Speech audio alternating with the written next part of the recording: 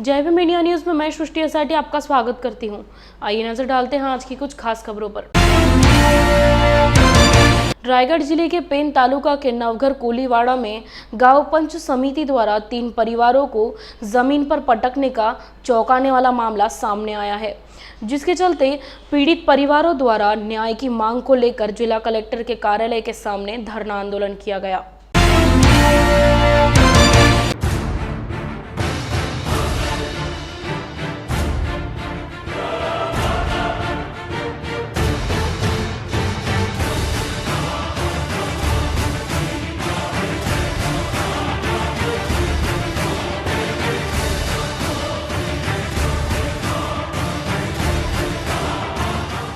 नमस्कार, माझं नाव राजेंद्र कोली, नवघर कोलीवाडा ग्राम। तर जे विरोधी पक्ष आहे ते गजानन मारुती कोली यांनी जो मुद्दा केला आहे की आम्हाला बहिष्कार टाकलेला आहे। ॲक्च्युली तसं बघायला गेलं तर बहिष्कार नाहीच आहे, पूर्ण गावाचा पूर्ण पाठिंबा आहे आणि एवढी वर्षे त्यांना एकदम सांभाळून घेतलं आहे। प्रथम म्हणजे त्यांनी जो रेशनिंग हा मुद्दा जो आहे हा रेशनवरचा आहे। रेशन कार्डवरचा बहिष्कार का करण्याचा त्याच्यामागचं कारण काय, तर त्यांनी जो भ्रष्टाचार जो केलेला आहे, म्हणजे जर एखादी गरीब महिला जर त्यांच्याकडे गेली, जो फ्रीवाला असेल किंवा विकत असेल तांदूळ गहू वगैरे काही, तर त्याच्यामध्ये कट मारून त्यांना देणं, दुसरा कोण आलं त्याचं नाव न घेणं वगैरे, म्हणजे अपशब्द वापरणे, पुरेपूर धान्य नाही देणे, हे भरपूर गोष्टी आहेत। पण ह्या गाववाल्यानं पूर्ण त्यांना सांभाळून घेतलं, कोणी कधीही तक्रार केली नाही। मग तक्रार करणार फक्त आम्ही आमचा जो ग्रामस्थ आहे तो पूर्ण पंच कमिटी आतल्या आत गावातच सोडवला जातो। पण बाहेरचं जर झालं तर जास्तीत जास्त गाववाल्याची पोच फक्त सरपंचाकडेच असते। सरपंचाच्या पुढे कधी आयुष्यात कधी पोलीस स्टेशन गाठलं नाही या गाववाल्यांनी ना। गाव हा एकदम म्हणजे एकदम आपुलकीने राहणार आहे। त्यांचा मुद्दा आहे की आम्हाला बहिष्कार टाकला, बहिष्कार हा मुद्दा नाही आहे। पूर्ण गाव एकदम सहमत आहे त्यांच्याशी, एवढे वर्ष त्यांना सांभाळलं आहे। तुम्ही जो भ्रष्टाचार करताय, गाववाल्यांचं म्हणणं आहे तुम्ही लोकांना पुरेपूर जी साधनसामग्री येते सरकारकडनं ती पूर्णपणे तुम्ही पोचवली पाहिजे, दिली पाहिजे। ज्याचा हक्क आहे त्या हक्कानं त्यांना पुरेपूर धान्य मिळालं पाहिजे। इतर व्यक्ती म्हणजे कसं, जर तुमचं जर कुठलं कार्य असेल तर कार्याला पण सर्व लोक जात आहेत। मेन मुद्दा कसा भ्रष्टाचाराचा जो आहे ना, तो भ्रष्टाचार हा कुठेतरी थांबला पाहिजे, हा वचप कुठेतरी थांबला पाहिजे। ह्याच्या माध्यमातून कसा जो तो बोलतो आम्हाला वालीत टाकले, वालीत न टाकता अजून पण आमच्या गावाला कुणी असं काही शब्द नाही काढला का त्यांच्याशी कोणी बोलू नये। पण फक्त काय रागाच्या भावाने लोक त्याच्याशी तिरस्कार करत आहेत। कारण का तुम्ही जो लोकांच्यावर जो अन्याय करताय, आता गावाचं जो कोरोना कालामध्ये जे गाव जत्रा झाली त्याच्यामध्ये पण आम्ही कसं आपुलकीने आम्ही जी यात्रा काढली, म्हणजे पालखी काढली, त्याच्यामध्ये पण ते पण सहभागी होते। असं नाही की त्यांना आम्ही घेतलं नाही। फक्त तुम्ही गावाच्या सोबत राहा, गावासाठी तुम्ही कार्य करा, लोकांसाठी कार्य करा। जे तुम्हाला जे दिलं आहे आम्ही, ॲक्च्युली ते बघायला गेलं तर रेशन करणं त्यांचं नाही आहे, ते महिला बचत गटाचं आहे। तर बचत गटाच्या नाव देवेंद्र कोली, मी मूळचा रहिवासी नवघरचा। गेले एप्रिलपासून या लोकांनी आमच्यावर सामाजिक बहिष्कार केला आहे। सामाजिक बहिष्कार असं म्हणजे आमचे पूर्ण ह्यांचं आर्थिक व्यवहार, ह्यांची बोलाचाली, ह्यांचे जे काही व्यवसाय पूर्णपणे एकदम ठप्प करून ठेवलं आहे। ह्या गाव पंच कमिटीने त्यांचं प्रतिशासन लादत आमच्या घरातील कुटुंबांना, एकतर बोटीवर जाणाऱ्याला, एकतर टेम्पो चालवणारा, एकतर रेशन चालवणाऱ्याला, सर्वांना ह्यांनी ठप्प करून ह्यांना एकदम घरात बसवल्यासारखं झालं आहे। एक माता आहे, तिच्या मुलीला फक्त तिच्याशी 2 मिनटं बोलायचं झालं तरी हे लोक फोटो काढून तिच्यावर प्रतिशासन लादून त्याला दंड आकारतात। त्यानंतर माझी मिसेससुद्धा जरी कामाला असले, खोट्या कंप्लेंट करून तिची दहानिशा तिथं केली जाते। त्यानंतर आमच्या घरातील एक महिला बचत गटाचा रेशन दुकान आहे, तो रेशन दुकानावर पण ह्यांनी गेली 5 वर्ष चालवतो, कधी कंप्लेंटही नाही केलं। पण ह्या 3 महिन्यात 4 महिन्यात ह्यांनी लगेचच खोट्या कंप्लेंट करून, तहसीलदार इथे तिथे खोट्या कंप्लेंट करून रेशन दुकानदार मागून काढून घेण्याची ह्यांनी खोटे निवेदनं करतात। आणि आता तर खोटे बोलून आम्हाला सांगतात वालीत माहीत नाही, हे नाही माहीत, कारण हे सरकारला दाखवतात की आम्हाला ह्यातलं काहीच गंध नाही। पण प्रत्यक्ष आमच्यावर काय दशा झाली ह्या 3 कुटुंबाची, ती अजून प्रशासनाने याची दखल नाही घेतली। जोपर्यंत इथे येत नाही ना, तोपर्यंत त्यांना कळत नाही की ह्या कुटुंबावर काय परिस्थिती आली ती। रेशन दुकानाचं वगैरे आरोप हे सगळे त्यांचे खोटे आहेत. आम्ही एकंदरीत आमचा महिला गट 5 वर्ष रेशन दुकान चालवतो आहे, पण याआधी कोणी कसलीच कंप्लेंट केलेली नाही आहे. आणि हे आत्ता वगैरे आमच्यावर खोटे आरोप करतायत की आमच्यावर भ्रष्टाचार करतायत, आम्हाला रेशन देत नाही, असं काहीही नाही आहे. ते स्वतः लोक नेत नाही. हे गाव पंच कमिटी यांना सांगते की यांच्याकडून रेशन घेतलं तर तुम्हाला दंड आकारला जाईल किंवा शासन भरायला लागेल. हे खोटं वगैरे सांगून आता वालीत टाकल्यामुळे त्यांच्या स्वतःच्या पळवाटा शोधतायत आता. बाकी आम्ही असं कुठल्या तरी त्रयस्थ व्यक्ती आहे ह्याच्यातून त्याला रेशन दुकान पाहिजे म्हणून हे गाववाले आम्हाला वेठीस धरून काही आता खोटं वगैरे सांगतायत आणि आमच्यावर भ्रष्टाचार करतात. आम्ही त्यांच्यावर केलेला नाही आहे कुठलाही भ्रष्टाचार. बचत गटाचे अध्यक्ष आहे. हा रेशन दुकान चालवते मी, पण ही गावातली नको पंच कमिटी आम्हाला वादीत टाकल्यामुळं कोणच गावातले माणसं न्यायला येत नाही. कशामुळं येत नाही ते आम्हाला लोक आली काय 20,000 दंड पाडतात ना, त्याचं फोटो काढून टाकतात. आता आम्ही 5 वर्ष चालवलं तेव्हा नाही शिव्यागाली केल्या ना, आत्ता ही वादीत टाकल्यापासून सांगतात काय शिव्यागाली करतात, रेशन घ्यायला जायचं नाही, त्याला 20,000 दंड पाडू. आज आमची नणंद गावात आहे, तिला पण तिची छोटी 4 वर्षाची मुलगी आहे, तिला पण दंड पाडतात. ती जरी गावात आली तर घरात आली आमच्या तर तिला पण घरात येऊन देत नाही. ती येऊन सांगते मला लढते मम्मी मला येऊन देत नाही, आमची आई आजोबा पण येऊन देत नाही, काही पंच कमिटी येऊन देत नाही. बोलतात का तिथे गेल्यावर तुला 1000 रुपये दंड पडेल म्हणून. गाव पंच कमिटीने माझ्या पप्पांना, काकाला, मामांना हे 3-4 घरं अशी आम्हाला वालीत टाकले आहेत. कारण आणि रिक्षावाल्यांना सुद्धा सांगितलं आहे की यांना कोणी रिक्षात घेऊ नये. आणि आम्ही शाळेत जायचं कसं काय 2.5-3 किलोमीटर आम्हाला दररोज चालत जायला लागतो, चालत यायला लागतो. आणि आता आम्ही करायचं काय, आम्हाला नाही मिळालंच पाहिजे. या क्रिकेटमध्ये जे 3 मुले खेळतात ना, त्या मुले आमची क्रिकेटमध्ये बारकी मुलं आहेत ना, ते मुद्दे पेतात, मुद्द्यापाशी शिव्या बिव्या घालतात आणि आम्हाला असं त्रास देतात, शिव्या देतात ना. आपले कुठं गेले ना मग देवीदरी, मग तिथं मला ढकलतात की तुम्ही तिथं राहू नका, तुमची इथं जागा नाही असे बोलतात. मी दत्तात्रय भावाने कोले, राहणार नवघर कोलीवाडा, ग्रामपंचायत पाटणेश्वर. गावपंचांनी आम्हाला 6.5 महिने झालं वालीत टाकलेलं आहे आणि आम्हाला ते अत्याचार करतात. आमच्या मुलांना खेळायला घेत नाही, आम्हाला रिक्षात जायची बंदी आहे आणि आमच्या घरात काही पण कार्यक्रम असला तर कोणीही गावाचं आला तर त्याच्यावर दंड पाडतात. अशी गावात प्रथा सुरू झालेली आहे. आमच्याशी कोण बोलला तरी त्याला 10,000 5,000 असं दंड पाडतात. तर आमच्या प्रशासनाला एकच मागणं आहे का ही प्रथा गावातून बंद होते ना, आम्हाला न्याय मिळू दे. या 6 महिन्यामध्ये तक्रार केली होती का? या 6 महिन्यामध्ये आम्ही 2-3 वेळेला पत्र दिलेलं आहे, पोलीस स्टेशनला, प्रांत ऑफिसला, प्रांत साहेबांसमोर आम्ही मांडलेलं आहे. पण कोणीही अजून जरी गावात एकही प्रशासनाचा माणूस येऊन चौकशी केलेली नाही. आम्ही जागाचं का मारायचं? तुम्ही कधी येणार? मग प्रशासन कधी जागा होणार? आम्ही मेल्यानंतर येणार. सर नमस्कार, माझं नाव वैभव कोळी. तुम्ही परिस्थिती बघायला जाल तर ह्या गावामध्ये काय वालीत प्रकरण काहीच झालेलं नाही. आणि जे यांनी या गजानन कोळी, देवेंद्र मारुती कोळी यांनी जो मुद्दा उचलला आहे वालीत प्रकरणाचा, हा मुद्दा मूलचा वालीत प्रकरणाचा नाहीच आहे. हा मुद्दा आहे रेशन कार्डचा. कारण जे भ्रष्टाचारचा मुद्दा झालेला आहे रेशन कार्डमध्ये, तो मुद्दा बाहेर काढलेला आहे पंच कमिटीने आमच्या गावच्या. त्याच्यामुळे त्यांनी सतत वारंवार हे अर्ज पाठवत गेलेत की हा भ्रष्टाचार लपवण्याचा प्रयत्न केला जात आहे. म्हणून आमचा गावाच्या पंच कमिटीने निर्णय घेतला आहे का हा पूर्ण गाव, तुम्ही पाहू शकता पूर्ण गाव आहे इथे जमलेलं. गावचं पूर्ण म्हणणे असं आहे की हा भ्रष्टाचार बाहेर कुठे ना कुठे आलाच पाहिजे, हा मुद्दा बाहेर म्हणजे आलाच पाहिजे. म्हणून ते हे सर्व विषय मिटवण्यासाठी, ते लपवण्यासाठी हा विषय काय घेतलेला आहे, आम्हाला वालीत प्रकरण टाकलेलं आहे म्हणून हा मुद्दा त्यांनी जोडलेला है।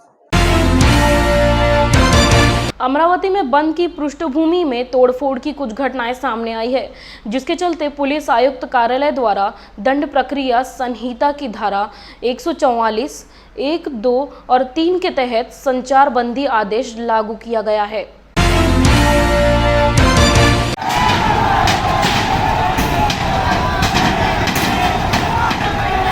जय महाराष्ट्र।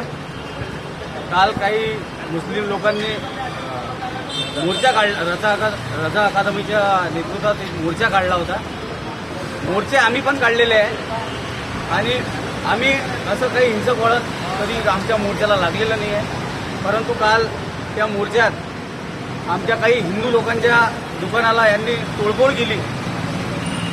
आमचं ठरलेलं आहे आम्ही दगडाचं उत्तर दगडाने देऊ।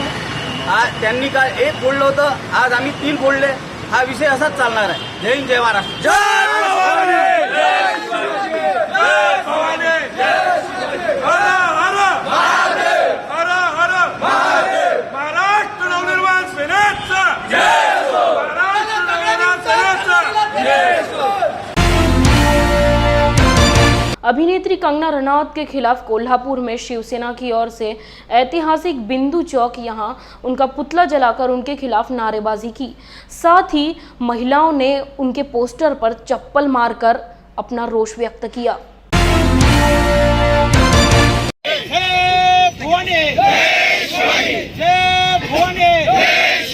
हर हर हर हर बोला छत्रपती शिवाजी महाराज की जय भवानी। कंगना रावत ह्या अभिनेत्रीने, तिला अभिनेत्री म्हणता येणार नाही, ती भावली बनलेली आहे।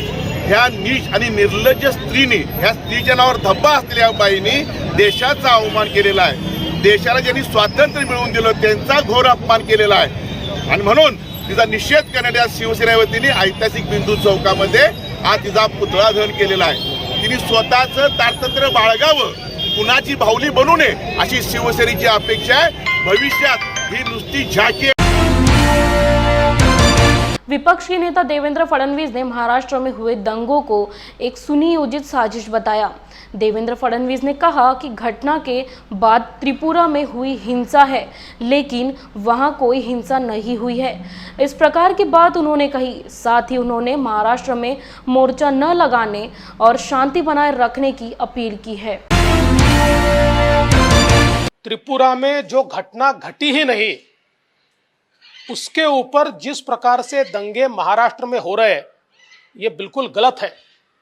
त्रिपुरा की जिस मस्जिद को जलाया, इस प्रकार की अफवाह उठाई गई, वहां की पुलिस ने उस मस्जिद के फोटो भी जारी किए हैं और सोशल मीडिया पर जाली फोटो जो दिए हैं उसका भी पर्दाफाश किया है। बावजूद उसके महाराष्ट्र में जिस प्रकार से मोर्चे निकाले गए और विशेष रूप से उन मोर्चों में जो हिंसा की गई और हिंदू समाज के दुकानों को जलाने का प्रयास किया गया, हम इसकी निंदा करते। साथ ही में अमरावती में जो घटना हुई, जिस प्रकार का कल मोर्चा निकला, फिर आज उसके ऊपर रिएक्शन हुई, ये सारा अस्वस्थ करने वाला माहौल है। मैं अमरावती के लोगों से निवेदन करना चाहता हूँ, विनती करना चाहता हूँ, हमारा जो सामाजिक सौहार्द है इसको वो कायम रखे, कोई भी हिंसा न करे। हिंसा करना बिल्कुल गलत होगा और झूठी चीजों के ऊपर इस प्रकार से भड़कना और भड़काना ये भी गलत बात होगी। लेकिन इसके साथ साथ सरकारी पार्टी के लोग स्टेज पर जाकर जिस प्रकार से भड़काने वाला भाषण देते हैं और उसके बाद मोर्चे निकलते हैं, इसका भी कहीं ना कहीं इसकी सुध ली जानी चाहिए, उनके ऊपर भी कार्रवाई होनी चाहिए। और सरकार ने ये कौन सी साजिश के तहत झूठी अफवाहों पर मोर्चे निकालकर हिंसा फैलाने का प्रयास किया जा रहा है, इसके ऊपर भी कार्रवाई करनी चाहिए। जय भीम इंडिया न्यूज में यहाँ लेते हैं एक छोटा सा ब्रेक।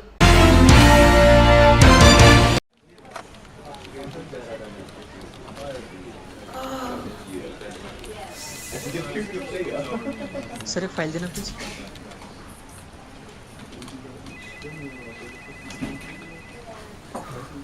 सर आपके लिए कॉल है। सर वो फाइल दीजिए ना।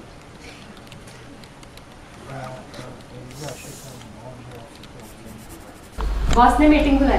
क्या यार, आदमी की तकलीफ को तो समझो। बाहर बाहर उठो बैठो। जनाब, तकलीफ उठने बैठने की नहीं, तकलीफ बवासीर की है। अभ्युदय पाइल्स लेजर हॉस्पिटल, जहां आयुर्वेद तथा लेजर से उपचार होता है। ना कोई दर्द, ना कोई टाका और हॉस्पिटल में ज्यादा दिन भी रुकने की आवश्यकता नहीं। अभ्युदय पाइल्स लेजर हॉस्पिटल में अंतर्राष्ट्रीय एवं अनेक राष्ट्रीय पुरस्कार से सम्मानित डॉक्टर प्रवीण साहवे व डॉक्टर पूजा साहवे द्वारा फिशर, भगंदर, बवासीर, पाइलोनियल साइंस का आयुर्वेद तथा आधुनिक लेजर से उपचार किया जाता है। तो आज ही मिलिए Abhyudaya piles laser hospital, cosmetic तथा gynaecology centre, Shri Sai Ram apartment, Rameshwari चौक, नागपुर तथा लोहार समाज भवन के पीछे महापुष्प सोसाइटी, शताब्दी नगर चौक से मनीष नगर रोड, नागपुर। कॉल 9970743318 और विजिट करें www.pilesfistulacure.com।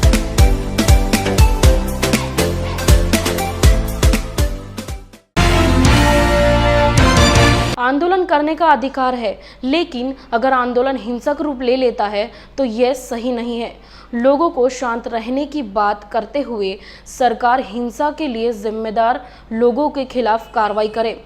इस प्रकार की बात राष्ट्रवादी कांग्रेस के राष्ट्रीय प्रवक्ते और अल्पसंख्याक मंत्री नवाब मलिक द्वारा कही गई। काल ज्या पद्धतीने त्रिपुरा येथे जे हिंसा झाली, त्याचबरोबर वसीम रिजवीनी जे पुस्तक लिहिलेलं आहे त्याच्या विरोधात काही संघटनांनी बंद पुकारला होता।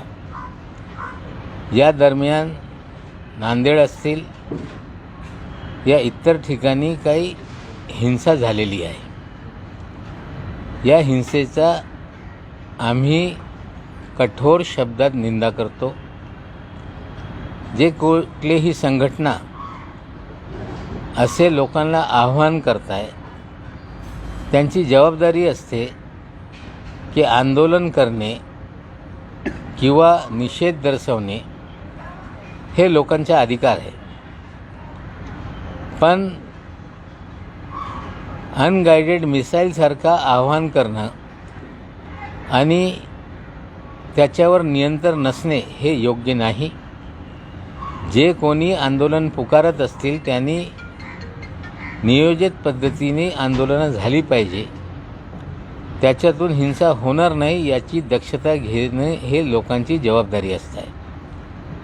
जे काल घडलेलं आहे ते योग्य नाही। जे कोणी जबाबदार असतील निश्चित रूपाने त्यांच्यावर कारवाई होणारच आहे, पण लोकांनी शांतता ठेवली पाहिजे। आणि ज्या पद्धतीने वसीम रिजवी गेले 2-4 वर्षापासून या देशामध्ये देशातला सलोखा कसा बिघडेल या बाबतीत वारंवार विधानं करताय, काही पुस्तकं लिहिताय, लोकांची भावना हे कुठेतरी दुखवण्याचं काम करताय आणि त्यांच्यावर कुठल्याही प्रकारची कारवाई होत नाही। म्हणजे नियोजित पद्धतीने देशाचं वातावरण कसं बिघडेल हे वसीम रिजवीच्या माध्यमातून या देशामध्ये हे सुरू आहे। वसीम रिजवी हे शिया वक्फ बोर्डाचे चेअरमॅन होते। त्यांनी तिकडे अफरातफर केला। 2016-17 त्यांच्या विरोधात यूपी पोलीसमध्ये तक्रार झाल्यानंतर शिया कम्युनिटीच्या सगळे जे धार्मिक गुरु आहेत त्यांनी मोदी साहेबांकडे, राजनाथ सिंग साहेबांकडे, ते लखनौचे खासदार असताना तक्रार केल्यानंतर ती सगळी प्रकरणं 1 वर्षापूर्वी CBIकडे वर्क करण्यात आली। पण अजूनही CBI त्याच्यात कुठलीही कारवाई करत नाही। हे कुठेतरी कोल्ड स्टोरेजमध्ये तो प्रकरण ठेवण्यात आलेला आहे आणि या वसीम रिजवीला कुठेतरी एक मोकळीच देण्यात आलेली, त्यामुळे देशामध्ये वातावरण बिघडते। आम्ही मागणी करतोय की वसीम रिजवीवर तात्काळ कारवाई केली पाहिजे। भविष्यात कुठलेही विधान किंवा लिखाण या देशामध्ये वातावरण बिघडेल असं ते करणार नाही याची दक्षता घेतली पाहिजे। आणि मी पुन्हा लोकांना आव्हान करतो की आंदोलन करणं हे तुमचा अधिकार आहे, पण आंदोलनाला हिंसक वळण लागत असेल ते हे योग्य नाही। लोकांनी शांतता ठेवली पाहिजे आणि जे कोणी जबाबदार या हिंसेला असेल निश्चित रूपाने सरकारच्या वतीने कारवाई त्यांच्यावर होईल। दिवाली के अवसर से राज्य परिवहन के कर्मचारियों का धरना प्रदर्शन जारी है, लेकिन इसी हालात में मुसाफिरों को दिक्कतों का सामना करना पड़ रहा है। इसके मद्देनजर सरकार ने मुसाफिरों की सुविधा के लिए अब निजी वाहनों को बस स्टैंड पर खड़ा रखा है। इतिहास में पहली बार लाल परी की जगह अब टैक्सियां नजर आने लगी है। का अभी जो स्ट्राइक शुरू है या आंदोलन जो शुरू है उसकी वजह से जो भी प्रवासी है उनका बहुत उनको तकलीफ़ बहुत हो रही है आने जाने के लिए, इसलिए हम ये कोशिश में हैं कि प्राइवेट गाड़ियाँ जो है वो जल्द से जल्द उनके लिए उपलब्ध की जाए। ये हम ज़्यादा से ज़्यादा उसके लिए प्रयास कर रहे हैं और सही जो टैरिफ है वो जो योग्य टैरिफ है वो देने की हम कोशिश कर रहे हैं और प्रवासियों को कम से कम तकलीफ हो, ये हमारा प्रयास रहेगा। सरकार की ओर से आपके लिए इसके लिए क्या आदेश आएगा आपको? हमें यही आदेश आया है कि ज़्यादा से ज़्यादा प्राइवेट गाड़ियाँ जो है उसकी उपलब्धता की जाए और कम से कम तकलीफ प्रवासियों को हो और उसका जितनी भी गाड़ियाँ हैं उनका सब रिकॉर्ड रख दिया जाए कि कौन सी प्राइवेट गाड़ियाँ हैं जो हमें सुविधा दे रही है प्रवासियों के लिए जाने के लिए। त्रिपुरा में हाल ही में हुई हिंसा के मद्देनजर शांति बनाए रखने के लिए वाशिम जिले में एक जातीय रूप से संवेदनशील स्थान पर एक फिक्स पॉइंट स्थापित किया गया है। साथ ही लोगों से शांति समिति और समुदाय के प्रतिनिधियों की बैठक द्वारा शांतता बनाए रखने की अपील की जा रही है। अलीकडील त्रिपुरा घटनेचे निषेधार्थ ठिकठिकाणी घडलेल्या हिंसाचाराच्या घटनाच्या अनुषंगाने वाशिम जिल्ह्यात शांतता कायम ठेवण्याकरिता जातीय दृष्टीचे संवेदनशील ठिकाणी फिक्स पॉईंट बंदोबस्त नेमण्यात आले आहे। पोलीस स्टेशनचे सर्व अधिकारी आणि बीट जमादार हे सतत आपल्या कार्यक्षेत्रात सतर्क पेट्रोलिंग करीत आहेत। कायदा आणि सुव्यवस्था परिस्थिती हाताळण्यासाठी जास्तीत जास्त संख्येत मनुष्यबळ, लाठी, हेल्मेट, ढालसह पोलीस स्टेशनला राखीव ठेवण्याबद्दल सांगण्यात आला आहे। जातीयदृष्ट्या संवेदनशील परिसरात रूट मार्चचा पण नियोजन आहे। शांतता समिती व समाजचे प्रतिनिधी लोकांच्या सभा आयोजित करून त्यांना शांतता राखण्याचे आवाहन करण्यात येत आहे। वाशिम जिल्हा पोलीस दलचा सायबर सेल हे सतत सोशल मीडियावर लक्ष ठेवून आहे। सदर गंभीर परिस्थितीचे आम्ही बारकाईने निरीक्षण करीत आहोत। सध्या स्थितीत वाशिम जिल्ह्यात कोठेही कायदा आणि सुव्यवस्था किंवा हिंसाचाराची परिस्थिती नाही, परंतु जर कोठेही हिंसाचाराची घटना घडत असल्यास त्याविरुद्ध तत्काळ कठोर कारवाई करण्यात येईल। वाशिम पोलीस दलाच्या वतीने आम्ही जनतेला शांतता राखण्याचे आवाहन करीत आहे। धन्यवाद। महाराष्ट्र में स्थानीय स्वशासी निकाय विधान परिषद के लिए चुनाव की घोषणा हो गई है, जिसके चलते आदर्श आचार संहिता लागू की गई। लेकिन इस बीच भाजपा प्रवक्ता और प्रदेश उपाध्यक्ष किरीट सोमैया ने आचार संहिता का उल्लंघन कर सरकारी विश्राम गृह का इस्तेमाल करने का चौंकाने वाला मामला सामने आया है। काही शासकीय नियमाचा भंग झाला, यामुळे मुंबईवरून या ठिकाणी भाजपाचे महाराष्ट्राचे उपाध्यक्ष माजी खासदार किरीटजी सोमैया आज संतनगरीमध्ये या ठिकाणी आलेत आणि 9 तारखेलाच वाशिम, अकोला, बुलढाणा जिल्ह्याची निवडणूक असल्यामुळे या ठिकाणी आचारसंहिता आहे आणि त्यांनी सकाळी विश्रामगृहाचा वापर करून कार्यकर्त्यांच्या गाठीभेटी त्या ठिकाणी घेतल्यात आणि त्या ठिकाणी पत्रकार परिषद आयोजित करून महाराष्ट्राच्या आघाडी सरकारवर त्यांनी टीका टिप्पणी त्या ठिकाणी केली। आचारसंहितेचा भंग हा ठिकाणी त्यांनी शासकीय विश्रामगृहाचा उपयोग करून या ठिकाणी केला। मी शहर काँग्रेस कमिटीचा अध्यक्ष या नात्याने या ठिकाणी त्यांच्या विरुद्ध तहसीलदारांकडे आदर्श आचारसंहितेचा त्यांनी भंग केल्याची तक्रार दाखल केली। ताबडतोब त्यांनी त्यावर गुन्हा दाखल करावा आणि महाराष्ट्रभर जे संपूर्ण पिंजून काढून आघाडी सरकारच्या विरोधात बोलत आहेत, नियमाच्या कुठे कुठे ज्या ठिकाणी त्रुटी त्यांना आढळतात त्या ठिकाणी बोलतात आणि स्वतः शासकीय नियमाचा भंग करतात, हे त्यांची एक विनाशक परिस्थिती या ठिकाणी त्यांची झालेली आहे। ताबडतोब त्यांच्याविरुद्ध आचारसंहितेचा गुन्हा मान्य तहसीलदार साहेबांनी दाखल करावा, त्या प्रकारचा निवेदन आज आम्ही त्या ठिकाणी त्यांना दिलं। जय भीम इंडिया न्यूज में यहाँ लेते हैं एक छोटा सा ब्रेक।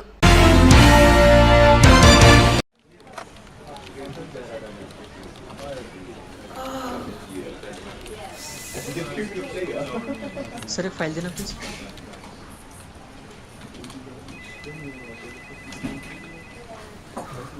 सर आपके लिए कॉल है। सर वो फाइल दीजिए ना।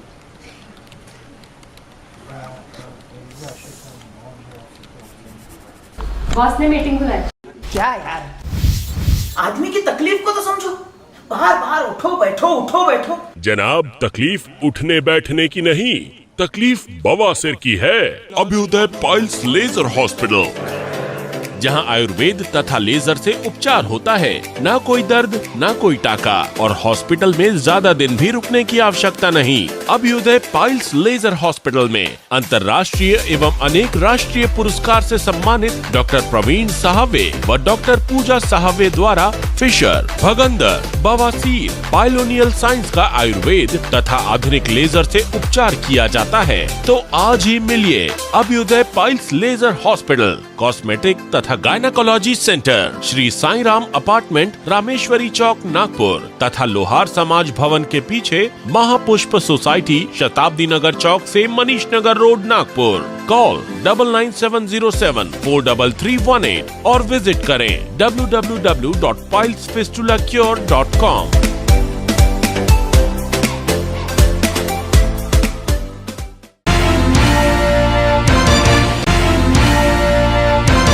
विधान परिषद चुनाव और मुख्यमंत्री उद्धव ठाकरे की सर्जरी के कारण राज्य में विधानमंडल का शीतकालीन सत्र स्थगित होने की संभावना है।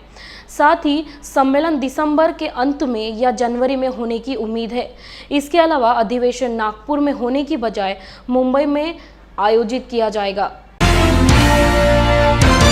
केंद्र में बीजेपी नरेंद्र मोदी की सरकार ने आम आदमी का जीना मुश्किल कर दिया है और देश में महंगाई का स्तर भी ऊंचा हो रहा है। साथ ही महंगाई के कारण लोग मोदी और भाजपा द्वारा विपक्ष में किए गए आंदोलन और भाषणों को वृद्धि के खिलाफ याद किया जाए। इस बात को लेकर महाराष्ट्र प्रदेश कांग्रेस सचिव और महाराष्ट्र कांग्रेस एसटी कर्मचारी संघ के महासचिव श्रीरंग बर्गे ने जन जागरण अभियान के संदर्भ में पत्रकार परिषद आयोजित की। हमारा जो आंदोलन है ये महंगाई के खिलाफ है। जितनी महंगाई बढ़ी है, जैसे कि पेट्रोल, डीजल, गैस के जैसे दर इतने दुगने तिगने दर हुए हैं, महंगाई बढ़ी है, उसके खिलाफ हमारा आंदोलन है। ये 14 से 19 नवंबर तक ये आंदोलन चलने वाला है। आदरणीय प्रांताध्यक्ष हमारे कांग्रेस के नाना पटोले साहब, उनके नेतृत्व में पूरा राज्य भर ये आंदोलन चलने वाला है और इसमें पदयात्रा है, जागरण है। हम हर एक गांव में, एक खेड़े गांव में जाके ये आंदोलन करने वाले। और यहाँ रायगढ़ डिस्ट्रिक्ट में हमारे डिस्ट्रिक्ट प्रेसिडेंट आदरणीय महेंद्र सेठ घरत, इनके नेतृत्व में आंदोलन पूरा तालुका में, गांव में आंदोलन होने वाला है। कौन से मुद्दे पे यहाँ पे फोकस होने वाला है? कौन सा मुद्दा लेकर आप गांव-गांव में जाने वाले हैं? फोकस कौन सा है? आपको तो मालूम है गैस का कीमत अभी 950 हो गया है। कैसा सामान्य आदमी कैसा इसके जी सकते हैं? बहुत महंगाई हुई है। यही मुद्दा फोकस है। जो हमारे दाल है, ऑयल है, सब कीमतें बढ़ी है, दुगुना तिगुना कीमतें बढ़ी है।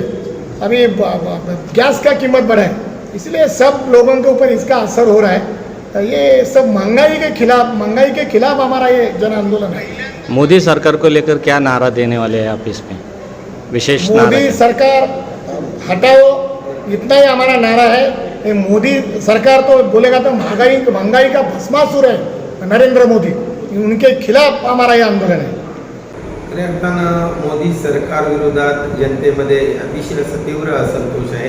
प्रचंड प्रमाणामध्ये महागाई वाढलेली आहे आणि म्हणून जेव्हा जनता त्रस्त आहे तेव्हा काँग्रेसच्या कार्यकर्त्यांनी जनतेपर्यंत पोहोचलं पाहिजे। अध्यक्ष झाल्यानंतर आम्ही पहिल्यांदा असं काम आहे का या रायगड जिल्ह्यामध्ये काँग्रेसची पावलं अतिशय खोलवर रुजलेली आहेत आणि मधल्या काळामध्ये थोडंसं दुर्लक्ष झालेलं आहे आणि म्हणून आपण प्रत्येक कार्यकर्त्यामध्ये पोहोचण्याचा प्रयत्न करतोय। प्रत्येक तालुका लेवलला आमच्या बैठका आणि मेळावे होत आहेत आणि जे पक्षापासून दूर गेले किंवा इतर पक्षामध्ये गेलेले कार्यकर्ते होते त्याने आता प्रचंड प्रमाणामध्ये ते या काँग्रेस पक्षामध्ये यायला मागतात। त्यांच्याशी संपर्क अभियान आमचं चालू आहे। घरवापसी कार्यक्रम सुरू आहे आणि त्याला चांगलं असं यश येत आहे। काँग्रेसला मजबूत करणं हेच आमचं विषय। काँग्रेस या जिल्ह्यामध्ये एक नंबर आली पाहिजे। मुळात ते आहेच, परंतु ते विखुरले आहे, ते विखुरले सर्व संघटना मजबूत करणे हा आमचा प्राधान्य आहे। महागाईचा आगडोंबा उसळला आहे, जनतेमध्ये देखील रोष आहे। ते मुद्दे घेऊन आपण कसे जनतेत उतरणार आहात? जनतेमध्ये तीव्र असा प्रचंड असंतोष आहे. अगदी खऱ्या अर्थानं जसे आपण पत्रकार बोलतात जनता त्रस्त आहे आणि मग ते जनतेतला रोज जो आहे तो रस्त्यावर आला पाहिजे. सरकारला ही महागाई कमी करण्यासाठी भाग पाडलं पाहिजे. आणि ज्या पद्धतीनं खाजगीकरण झालं आहे, शेतकऱ्यांवर अन्याय चालला आहे, आपण कामगारांवर अन्याय चालला आहे, याच्यामध्ये सगळे घटक त्रस्त आहेत आणि फक्त प्रगती अडाणी आणि अंबानी यांची होत आहे. त्याचा प्रचंड असंतोष जनतेमध्ये आहे आणि तो कॅश करण्याचा आमचा प्रयत्न आहे. आणि म्हणून ही जनजागरण मोहीम आहे की नेहरू जयंती पंडित नेहरू यांच्या जयंती निमित्तानं आपण ही 14 तारखेला सुरू करतोय आणि आपण 19 तारखेपर्यंत पदयात्रा गावगाव जनजागरण अभियान आणि अनेक अशा रॅलीज काढून त्याच्यामध्ये जनतेला याच्यामध्ये आपण दाखवून देणार आहोत का कशा प्रकारे 400 रुपयाचा गॅस सिलेंडर 950 झाला आहे, पेट्रोलचे दर कसे 100च्या पुढं गेले. त्याच्यामुळे ही महागाईचं जे आंदोलन उचललं आहे त्याच्यामध्ये जो रोष आहे मोदी सरकारविरुद्ध तो आपण जनतेचा रस्त्यावर काढण्याचा आपण प्रयत्न करतो. कंगना रनौत ने देश की आज़ादी को लेकर यह आज़ादी भीख में मिली है, इस प्रकार का विवादित बयान किया है. इसीलिए उन्हें मिला हुआ पद्मश्री किताब पर मोदी सरकार एक बार फिर से विचार करना चाहिए. इस प्रकार की बात उच्च और तंत्र शिक्षण मंत्री उदय सामंत ने रायगढ़ में कही. सरकार का जो शैक्षणिक स्तर ऊंचा करने के लिए अभी क्या धोरण है, क्या उपाय होने वाले हैं? सेंट्रल गवर्नमेंट ने जो न्यू एजुकेशन पॉलिसी डिफ़ाइन की है उसका इम्प्लीमेंटेशन महाराष्ट्र में कैसे करना है, इसलिए डॉक्टर माशेलकर साहब की एक कमेटी है, उसका अहवाल महाराष्ट्र शासन के पास आया है. उसकी अमलबजावनी होने के बाद ये एजुकेशन सिस्टम में क्रांतिकारक बदल होंगे. सर, सीएम उद्धव ठाकरे को लेकर जो किरीट सोमैया ने जो बयान किया है उपचार के ऊपर, उसको आप कैसे देखते हैं? वो निंदनीय बात है. कोई भी रहने दो, सीएम साहब रहने दो या सर्वसामान्य कोई रहने दो, वो अगर मेडिकली एडमिट हो गया है तो उसके ऊपर निंदा करना ही निंदनीय बात है. कंगना रनौत ने जो भी कुछ आज़ादी को लेकर बयान किया है वो उससे विवाद खड़ा हुआ है, कैसे देखते हैं? जिस व्यक्ति ने ये आज़ादी भीख में मिली है ऐसे बोले है उसकी मैं निंदा करता हूँ और उसी व्यक्ति को पद्मश्री दिया गया है तो उसका फेर विचार पीएम साहब ने करना चाहिए, ये मेरी मांग है. स्टेट में जो प्रोफेसर भर्ती का जो मुद्दा लेकर आपने जो बयान किया है, कब से वो भर्ती शुरू होगी? कल ही उसका जीआर निकाला है. 2080 लोगों की भर्ती ये एकेडमिक ईयर शुरू होने से पहले करनी है. विगत कुछ माह में महाराष्ट्र के महाविकास आघाड़ी सरकार ने भ्रष्टाचार की परम सीमा की है.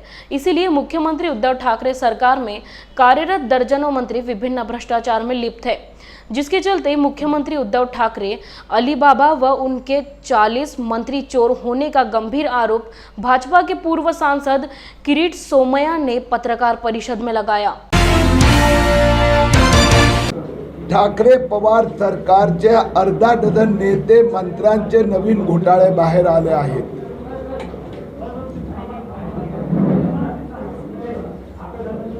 लातूर येथे मंत्री अमित देशमुख यांच्या संस्थेशी संबंधित घोटाळ्यांच्या संबंधात ईडी, जिल्हा बँकेत व अन्य संस्थांमध्ये ईडीचे रेड आणि सर्च सुरू आहे. संभाजीनगर औरंगाबाद येथे शिवसेना नेते अर्जुन खोतकर त्यांचा जालना साखर कारखाना आणि त्यांचे 2 बेनामी फायनान्स पार्टनर तापडिया आणि मुळे पुण्याला वक्फ बोर्डाची जमीन अनधिकृत हडप केल्याबद्दल एका वर्तमान मंत्र्यांचे नातेवाईक आणि आज मी इथे जे आलो आहे बुलढाणा अर्बन एक सीनियर मंत्री अशोक चव्हाण यांच्या संस्थाला शेकडो कोटीचं कर्ज मिळालं, परंतु नांदेडचा काही शाखेत मोठ्या प्रमाणात बेनामी अकाउंट उघडणं आणि त्यातनं पैशाची हेराफेरी होणं, अजित पवारांवर ज्या IT ईडीच्या रेट चालू होत्या त्यात अजित पवारांचे मेहुणे आणि मामा जगदीश कदम आणि राजेंद्र या दोघांना ईडीचं निमंत्रण गेलं आहे. महाराष्ट्रात ठाकरे सरकारने लूटचं साम्राज्य अशा प्रकाराची स्थिती उभी केली आहे आणि त्याच्या विरोधात संबंध महाराष्ट्रात जो आक्रोश पैदा झाला आहे. बुलढाण्याला आज मला आकाशने अनिल देशमुख साहेबांचा गोडाऊन पण दाखवला आहे. शिंदे साहेब काही फाईल देणार आहेत. या सगळ्या घोटाळ्यांना लॉजिकल कन्क्लुजन पर्यंत घेऊन जाणार. 31 डिसेंबर पर्यंत उद्धव ठाकरे म्हणजे अलिबाबा 40 चोर सरकार या 40 नेता मंत्र्यांचा घोटाळ्यांचा चर्चा झालेली आहे आणि त्यांनी मला सांगितलंय की इन्कम टॅक्सना जे जे माहिती हवी आहे ते आम्ही पूर्ण सहकार्य करत आहोत. आता परत एकदा स्पष्ट करतो, आमची लढाई राजकीय करप्शन सत्तेचा दुरुपयोग करणं त्या भ्रष्टाचाराच्या विरोधात आहे. आणि त्या भ्रष्टाचारात जिथे जिथे त्यांनी कुठल्या तरी संस्थेचा उपयोग केला आहे तर त्या संस्थेला सांगणं की या संबंधी तुम्ही जे इन्व्हेस्टिगेटिव्ह एजन्सीज आहेत त्यांना सहकार्य करा. आज के लिए बस इतना ही. आप देखते रहिए जय भीम इंडिया न्यूज.